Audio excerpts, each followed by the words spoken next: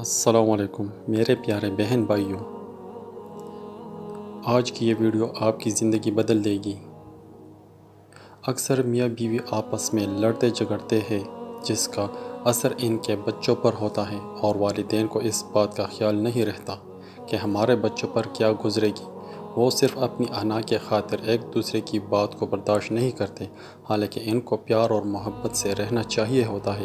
ان کے بچے کم عمر اور ناسمجھ ضرور ہوتے ہیں، لیکن ان بچوں کو سب کچھ یاد رہتا ہے اور یہ بچے ذہنی طور پر مفلوج ہو جاتے ہیں، جس کی وجہ سے ان معصوموں کی چہروں سے مسکراہٹ چھین لی جاتی ہے اور یہ بچے اپنی ذہنی صلاحیتیں کھو بیٹھتے ہیں اور ساری زندگی ان کے دماغ میں یہ لڑائی یا گردش کر رہی ہوتی ہے۔